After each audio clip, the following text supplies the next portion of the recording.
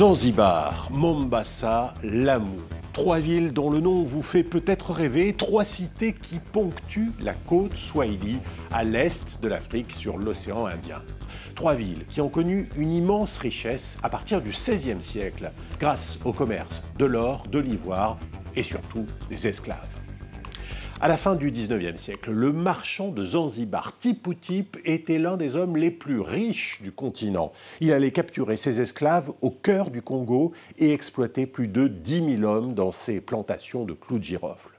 Comme lui, de nombreux commerçants au service des différents occupants, les Portugais d'abord, puis les sultans venus d'Oman, ont permis l'émergence des trois cités qui ont régné sur la région pendant 3 siècles.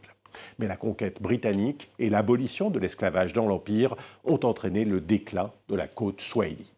Aujourd'hui, Zanzibar, Mombasa et Lamu sont classés au patrimoine mondial de l'UNESCO et semblent figées dans le temps. Elles comptent beaucoup sur le tourisme, mais la mémoire de l'esclavage y est souvent douloureuse, parfois volontairement effacée. Nous vous emmenons sur la route qu'empruntaient autrefois les marchands d'esclaves entre les trois cités. Billet retour sur la côte Swahili, c'est un reportage de Bastien Renouille et Elodie Cousin.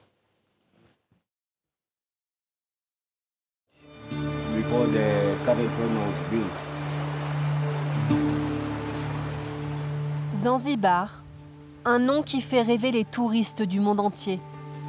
Synonyme d'île aux épices, de plages de sable blanc. Avant de le visiter, très peu connaissent le passé de cet archipel d'Afrique de l'Est, centre névralgique de la riche côte Swahili au XIXe siècle. Zanzibar est devenu petit à petit un centre d'affaires. Le commerce y était très important, tous y vendaient. Des défenses d'éléphants, de l'or, du cuivre. Il y avait de la prostitution et bien évidemment le commerce des hommes. Sur cette place, des humains étaient à vendre. Un cortège inhabituel défile dans les rues de Stone Town, ancienne capitale de l'île, bâtie notamment grâce au commerce des esclaves. À minima, des centaines de milliers d'enfants, de femmes et d'hommes, capturés sur le continent africain, ont transité ici entre le XVIIe et le début du XXe siècle. Pour la première fois, les habitants de Zanzibar célèbrent l'abolition de la traite en 1873. Ces commémorations nous permettent d'apprendre du passé, de comprendre ce qu'il représente pour nous, comment il peut nous rassembler autour d'un patrimoine commun.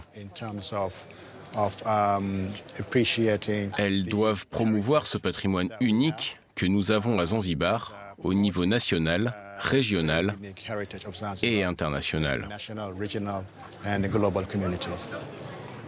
L'idée, faire venir plus de touristes. C'est la première source de revenus de l'île. Plus de 600 000 l'ont visité en 2023. À Stone Town, ils viennent observer un patrimoine unique.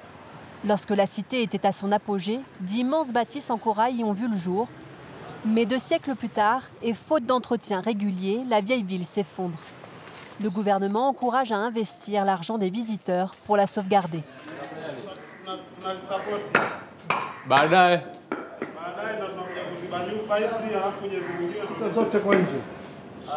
Ces 2 employés du ministère du Tourisme et du Patrimoine viennent contrôler l'évolution des travaux en cours. What are they doing here? Actually, they are doing a major repair of the building. Yeah. It's under your supervision? Yes, it is under our supervision. In fact, it's one among the historical hotels in Zanzibar. Nombre de bâtiments appartiennent aujourd'hui à des investisseurs privés. Alors le gouvernement a créé une autorité de la conservation. Ils ne sont pas censés modifier quoi que ce soit à l'intérieur ou à l'extérieur.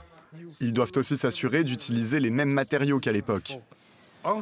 Une fois que nous leur donnons le permis de travaux, nos agents viennent tous les jours pour s'assurer qu'ils font bien ce que nous avons autorisé. Les lieux les plus emblématiques ont été préservés. Cette église a été construite sur un marché aux esclaves. Ils étaient entassés dans des caves avant d'être envoyés vers Oman ou les îles de l'océan Indien. Nous devons nous en souvenir car cela nous permet de comprendre d'où nous venons, où nous en sommes et vers où nous nous dirigeons.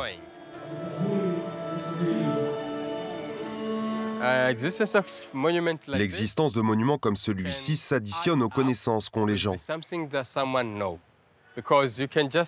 Vous pouvez savoir que les esclaves étaient enchaînés au cou les uns aux autres.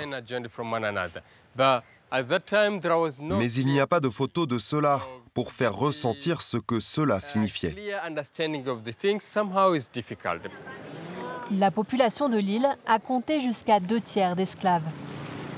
Beaucoup étaient envoyés dans les plantations, notamment de clous de girofle. À l'indépendance, la population a pu récupérer ce bien. Aujourd'hui, les champs de girofliers recouvrent encore Zanzibar. Les épices en sont le principal export. Je ne pense pas aux esclaves lorsque je travaille dans ces arbres. L'époque des esclaves est révolue dans notre pays. Et c'est grâce à ces arbres que ma famille va bien, que nous avons un toit sur notre tête. J'ai de la nourriture à table. Dans cette plantation gouvernementale, le travail continue même quand ce n'est pas la saison de la récolte. Nassir et ses collègues doivent entretenir les arbres, patrimoine et richesse de Zanzibar.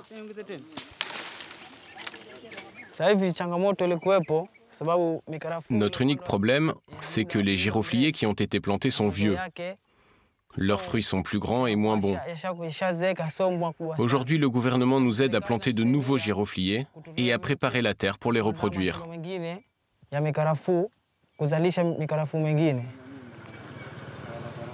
Quand les girofliers fleuriront, ces arboriculteurs devront vite cueillir les boutons pour les emmener dans ces marchés.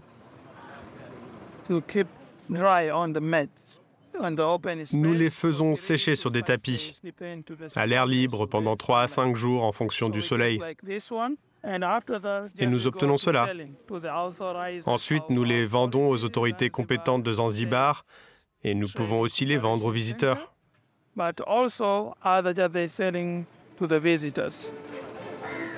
Là encore, tout est prévu pour les touristes.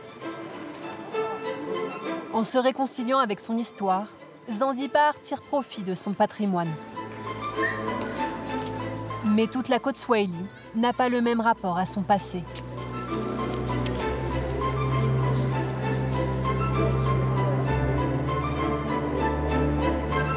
Nous hissons les voiles, direction le Kenya. Les dos, ces bateaux traditionnels qui servaient autrefois à transporter les esclaves, sont aujourd'hui utilisés par les touristes. Mombasa est la deuxième ville du pays. Elle était sur la route du commerce des esclaves. Ce sont les villages d'où venaient les esclaves. Ensuite, on les emmenait là-bas et ils faisaient la queue.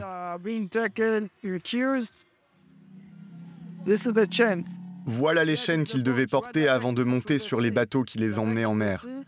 Enfin, ils sont arrivés ici et ont été libérés grâce au traité de Bartle Frères. Ce traité imposé par la Grande-Bretagne à Zanzibar en 1873 interdit le commerce des êtres humains sur la côte Swahili. 2 ans plus tard, des esclaves transportés par des marchands arabes sont libérés par l'Empire britannique et débarqués à Mombasa. Cette place est au cœur de l'histoire de la communauté Freetown, nommée d'après le traité. S'il se produisait quoi que ce soit d'anormal, il sonnait cette cloche.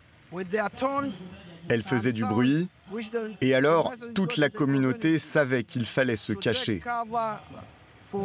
Des gens mauvais pouvaient venir, comme les Arabes qui venaient pour les capturer et les revendre. Après leur libération, des terres inhabitées leur sont attribuées. Aujourd'hui, le quartier de Freetown fait partie intégrante de la métropole de Mombasa. Cette maison appartient à Feu Douglas Peter. Sa mère était une esclave du Malawi.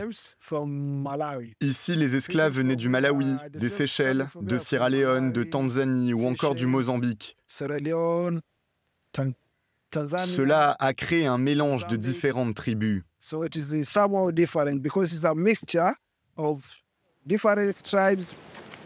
Au fil des générations, les descendants d'esclaves se sont mariés avec la population kenyane.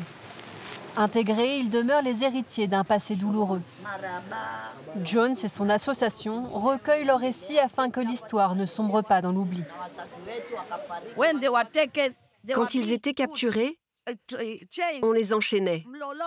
Sur les bateaux, s'ils essayaient de se rebeller ou de fuir, on les jetait à l'eau. Donc beaucoup sont morts sur le chemin entre la Tanzanie et ici.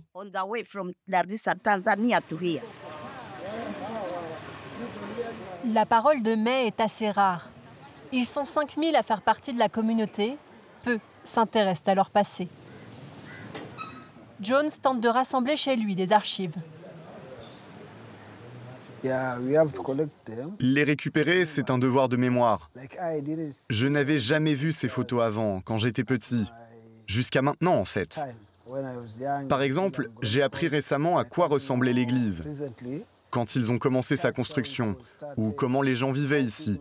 Maintenant, je sais même à quoi ressemblait leur maison. À Mombasa, il reste quelques bâtiments de l'époque, mais pas de documents originaux. Ici, des reproductions de photographies stockées dans un musée anglais. L'association aimerait faire revenir ces souvenirs au Kenya. Si c'est possible, nous voudrions qu'ils en fassent des copies, qu'ils gardent les copies et nous renvoient les originaux. Nous devons avoir notre propre musée. Si c'est le cas, ce sera plus simple pour eux. Ils sauront qu'en renvoyant ces choses aux descendants des esclaves, nous en prendrons soin et que nous avons un endroit où les exposer. Pour construire ce musée, il faut des fonds. Le groupe espère attirer des donneurs.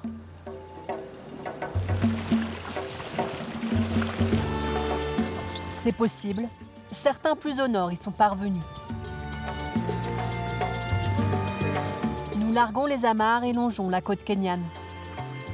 Direction l'archipel de Lamu, le berceau de la civilisation swahili il y a 700 ans. La ville s'est construite grâce au commerce avec l'Europe, le Moyen-Orient et l'Asie.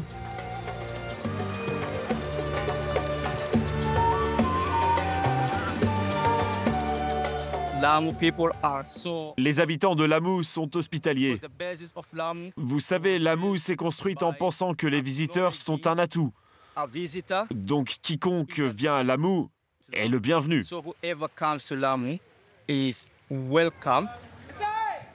Lamu a longtemps été au centre des échanges en Afrique de l'Est, bien avant Zanzibar.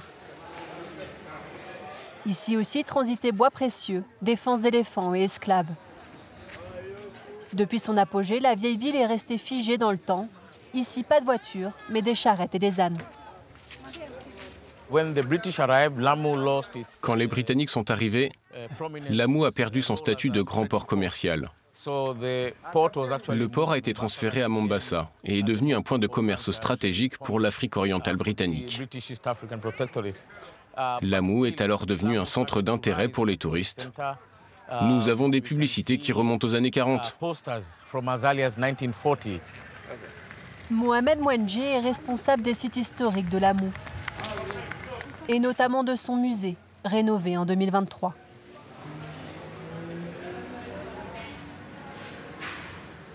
Au rez-de-chaussée, une exposition ethnographique qui dépeint la vie des habitants de l'île au fil des siècles. Ici, ce sont des illustrations des différentes cérémonies. De façon plus surprenante, l'étage est tout à la gloire du sultanat d'Oman.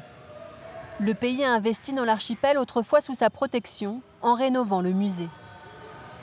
Ce mécénat lui permet aussi d'oublier des passages de l'histoire. Ici, aucune mention de l'esclavage. Je ne pense pas que quoi que ce soit dénaturé. Je pense que tous les chercheurs anglent leur travail comme ils le veulent. Et je pense que cela ne peut qu'enrichir nos connaissances. Leurs conclusions sont là. Il est possible de les critiquer, de les vérifier. Et je ne pense pas que cela dénature nos archives historiques. Pourtant, en l'absence de caméras, certains employés et visiteurs se plaignent de cette histoire revisitée par Oman. Or, c'est aussi pour la découvrir que viennent les touristes qui font vivre l'île. Nous perdons notre identité avec la modernisation et tout le reste. Sans son histoire, Lamu perd son identité et donc ses touristes. Nous devons connaître l'histoire de Lamu pour en attirer plus.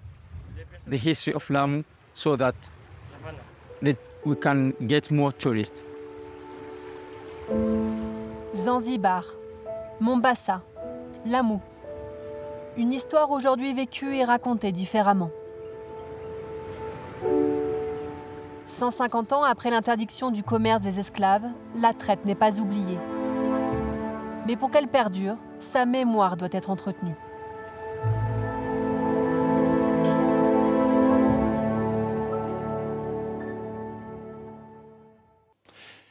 Et voilà pour ce reportage sur la côte Swahili, un reportage à retrouver bien sûr sur france24.com. Je vous dis à très vite pour un nouveau numéro de Billets Retour.